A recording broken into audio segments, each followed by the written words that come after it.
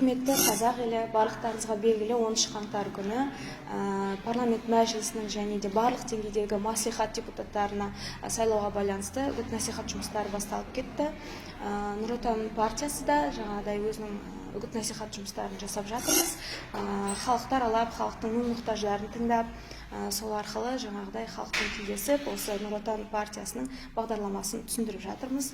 Жалпы халыққа не керек? Халыққа болашаққа деген сенім керек, ол әлеуметтік жағдайдың болғаны керек, және соның бәрін бір ұғымға, отан деген ұғымға сыйдырып тұратын патриоттық рух керек, және осының барлығы Нұр Отан партиясының 7 басымдықтан тұратын сайлауалды бағдарламасында барлығы қарастырылған. Жалпы мен бүгін үйлерді, жалпы халықты аралап жүрген кездегі халықтың жаңа Нұр Отан жайлы пікірін өте жақсы екенін байқадым. Өйткені кіргеннен Нұр Отан партиясы жасасын деп ризашылықтарын білдіріп жатты.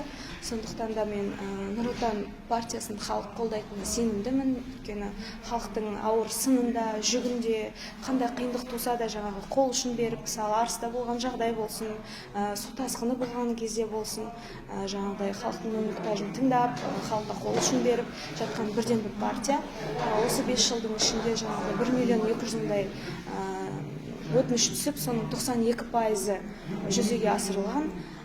Осы дегеніміз біздің партиямыздың нақты жұмыс істей алатынын және жұмыс жасап халықтық партия екенін көрсетеді деп ойлаймын. Сондықтан да барлықтарыңызды Нұр Отан партиясына дауыс беруге шақырамын.